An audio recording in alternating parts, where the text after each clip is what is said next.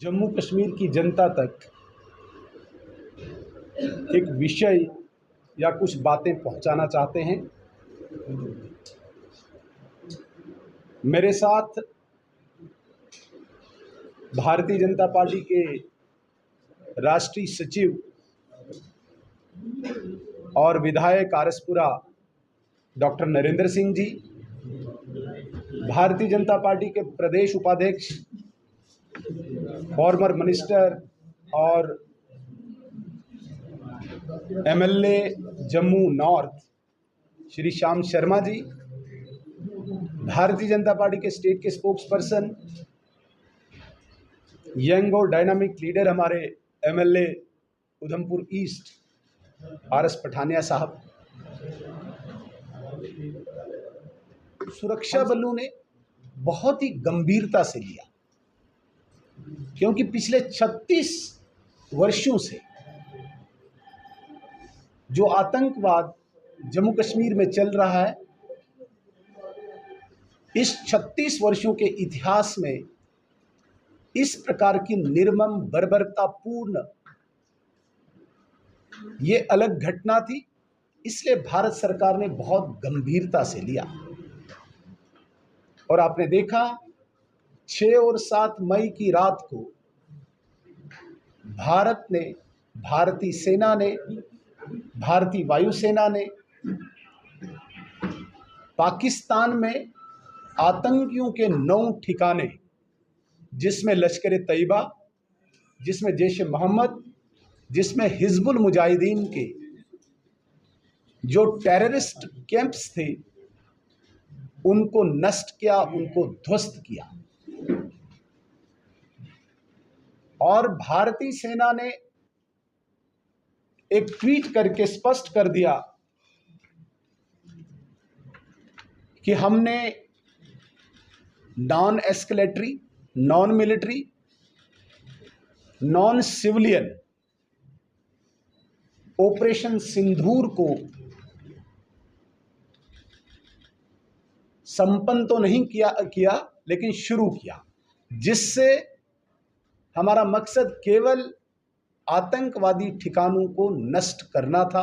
उस मकसद में भारतीय वायुसेना सफल हुई और लगभग ऐसा माना जाता है 100 से ज़्यादा आतंकवादी वहाँ पे मारे गए, जिनमें काफ़ी बड़े कमांडर्स भी थे। अगले दिन हमने देखा कि पाकिस्तानी सेना ने उनको जो लास्ट रिचुअल्स होते हैं उसमें शामिल होके उन्हें सलामी तक दी। लेकिन पाकिस्तान हमेशा कायरता के लिए बहुत मशहूर है, बुज़दिली के लिए मशहूर है, धोखे के लिए मशहूर है। अगली रात्रि को और कुछ उसी रात्रि को उसने हमारे सिविलियन एरियाज़ को निशाना बनाया गोलाबारी से, और हमारे लगभग पुंछ में 14, राजौरी में 2 और उड़ी में 1 जाने हमारी गई। कुछ जानवरों का, एनिमल्स का, डोमेस्टिक एनिमल्स का नुकसान हुआ, स्ट्रक्चर्स कुछ तबाह हुए, खेतों में कुछ गोलाबारी हुई, फसल भी तबाह हुई। ऐसा सारा इस पूरे सीमावर्ती क्षेत्र में हमारे सिविलियन एरिया को भी पाकिस्तान ने गोलाबारी से नुकसान किया और भारतीय सेना ने इस प्रतिक्रिया का भी काउंटर रिएक्शन करके पाकिस्तान को वो सबक सिखाया जो इतिहास में कभी उसने देखा नहीं था, विश्व ने कभी देखा नहीं था।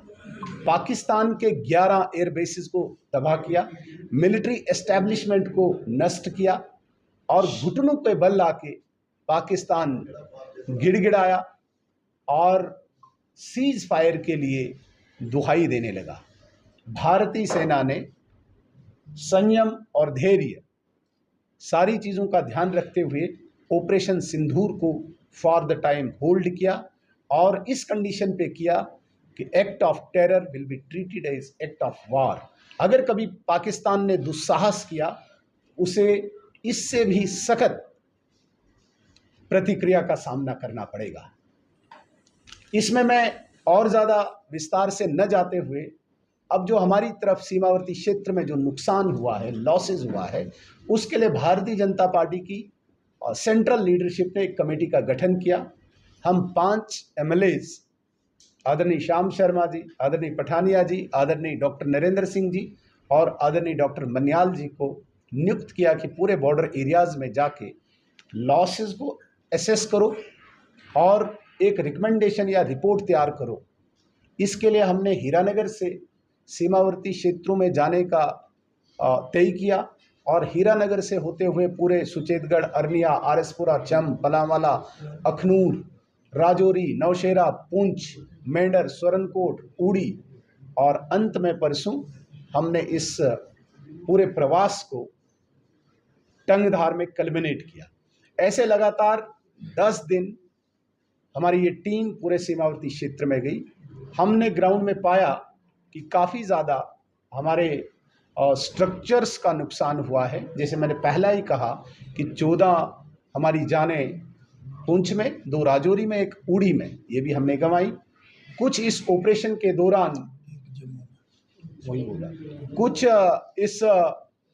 के दौरान अफरा तफरी में भी कुछ जाने गई, जैसे कोई इलेक्ट्रिक शॉर्ट से हुई। और एक जम्मू के नगरोटा क्षेत्र में खेरी गांव में भी एक जान गंवाई, काफ़ी लोग इंजर्ड हुए। लेकिन एक उत्साह बॉर्डर के लोगों को देखने को मिला, संतुष्टि उनके चेहरे से झलक रही थी कि बेशक नुकसान हुआ है सीमावर्ती क्षेत्रों में, लेकिन जिस बहादुरी से, जिस शौर्य से, जिस पराक्रम से भारतीय सेना ने इस बार पाकिस्तान को घुटनों के बल लाया, ऐसा पहले कभी नहीं हुआ था। क्योंकि ये एक आतंकवादी घटना की प्रतिक्रिया थी, ये कोई युद्ध नहीं था, एक टेररिस्ट अटैक की एक रिएक्शन थी, ये वार नहीं था। इसलिए हमारे सीमावर्ती क्षेत्र के लोगों में एक उत्साह, एक खुशी देखने को मिली कि नुकसान बेशक हमें हुआ, लेकिन जो सबक इस बार पाकिस्तान को सिखाया गया, उसके लिए हम भारतीय सेना को सैल्यूट करते हैं। इस सारे में हमने देखा कि लोगों को बंकर्स की आवश्यकता है, लेकिन यूं ही भारतीय जनता पार्टी जम्मू कश्मीर की इकाई ने हमारे मिनिस्ट्री ऑफ होम अफेयर्स में ये बात पहुंचाई कि तुरंत हमें कम्युनिटी बंकर्स और इंडिविजुअल बंकर्स बनाने की आवश्यकता है। ऊपर से निर्देश आए और प्रशासन इस वक्त ग्राउंड पे ये काम कर रहा है कि हमने तुरंत इंडिविजुअल बंकर्स को बनाना है इस पूरे सीमावर्ती क्षेत्र में। अगर कभी भी इस प्रकार की कोई घटना घटित होती है कहीं पे भी, हमें बंकर्स इतने सफिशिएंट होने चाहिए कि हमारे लोगों का नुकसान न हो। इसके लिए लोगों ने शुक्रिया किया, सीमावर्ती क्षेत्र के लोगों ने, कि तुरंत इसमें सर्वे और एक्सरसाइज शुरू हुई है। दूसरा, प्रधानमंत्री और गृह मंत्री ने यह फैसला लिया था कि जितनी भी जानें गई है उनके घरों में एक एक नौकरी वहाँ पे मिलनी चाहिए। हालांकि जान की कोई कीमत नहीं है, लेकिन उनका घर चले उसके लिए एक एक नौकरी, उसकी भी कवायद शुरू हो चुकी है और फाइल लगभग जीएडी में मुझे लगता है कि कल सबमिट हुई है। बहुत जल्दी इन लोगों को नौकरी मिलेगी। और लगभग एसआरई के तहत जो भारत सरकार मिनिस्ट्री ऑफ होम अफेयर्स जो पैसा देती है वो लगभग डिसबर्स हो गया है। 6 लाख रुपया सबको मिला है। जम्मू कश्मीर प्रदेश सरकार भी उन जानों के उन घरों में लगभग 10 लाख रुपया दे रही है, ऐसा भी लगभग घोषणा हो चुकी है। जहां तक इंजर्ड हुए हैं, ministry of home affairs Bharat सरकार का जो निर्णय है उनको भी इस वक्त उचित राशि मिली हुई है, इंजर्ड को भी। लेकिन सबसे बड़ी बात, जो ये घर, जो स्ट्रक्चर्स, कमर्शियल स्ट्रक्चर्स ध्वस्त हुए हैं या नुकसान हुए हैं, उसके लिए प्रदेश सरकार के पास कोई इस प्रकार का क्राइटेरिया फिक्स नहीं है कि हम एसडीआरएफ में जो 1,20,000 से अतिरिक्त कोई राशि दे पाएँ। उसके लिए लोग चिंतित थे, लेकिन हमारी इस कमेटी ने आश्वस्त किया है कि हमने एक रिकमेंडेशन भारत सरकार को आज लगभग सौंप दी है कि ऐसे पूरे सीमावर्ती क्षेत्र में जितने भी घर गए हैं, मैं अगर छोटी सी एग्जांपल देता हूं तो सिर्फ पुंछ क्षेत्र में 690 घर तबाह हुए हैं। उड़ी में, पूरे इस बारामूला के क्षेत्र में 534 हुए हैं। इस प्रकार से ले दे के 1,500 से 2,000 घर सारे नष्ट हुए हैं। इनके लिए भारतीय जनता पार्टी जम्मू कश्मीर की इस टीम ने, विशेषकर जो ये विधायक दल पूरे सीमावर्ती क्षेत्र में गया, हमने रिकमेंड किया भारत सरकार से कि कोई स्पेशल पैकेज देके नॉर्म से बाहर आके लोगों को घर बनाने के लिए उचित राशि मिले।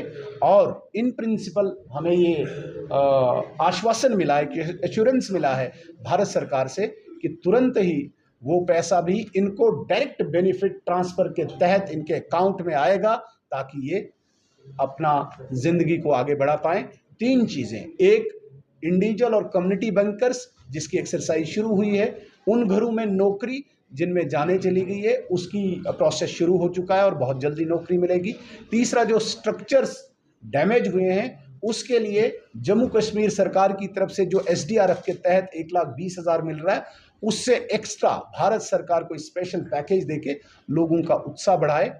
तो मुझे लगता है कि बहुत जल्दी हमारी टीम, चूंकि हम कल उपराज्यपाल महोदय से ये सारी बात कर चुके हैं और बहुत जल्दी हम केंद्रीय नेतृत्व के साथ भी मिलेंगे आने वाले दिनों में।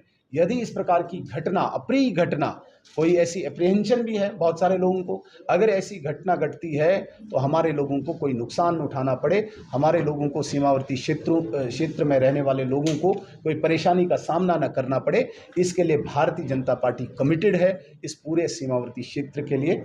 इतना ही मैंने आज आपके समक्ष जानकारी देनी थी। बहुत बहुत धन्यवाद। ऐसी यदि किसी ने कोई प्रश्न पूछना होगा। सुनील जी, मेरा एक सवाल है। जिस तरह से आप पूरे भारत में तिरंगा यात्रा शुरू कर रहे हैं, आप सेना के शौर्य को सलाम कर रहे हैं, लेकिन आप ही के पार्टी के कोई सांसद, कोई डिप्टी सीएम, कोई राज्यसभा मेंबर जब तमाम जो है सेना पर सवाल उठाते हैं या फिर उन लोगों पर सवाल उठाए, हाल ही में एक राज्यसभा मेंबर ने कहा है कि जो जिन पत्नियों के सामने उनके पति को मारा गया उनमें वीरांगनाओं वाला भाव नहीं था, उनको लड़ना चाहिए था, हथियार उठाने चाहिए। तो देखिए, कहीं भी इस प्रकार की यदि कोई बात आती है, भारतीय जनता पार्टी, हमारा जो उस प्रदेश का नेतृत्व है या केंद्रीय नेतृत्व है, इस पे कॉग्निजेंस लेता है। मुझे नहीं पता है एक्चुअल किस बात पर आप मुझे ये प्रश्न पूछ रहे हैं, लेकिन जो कंसर्न वहाँ पे जो हमारा प्रदेश की इकाई है, ज़रूर इस पे कॉग्निजेंस लेती है।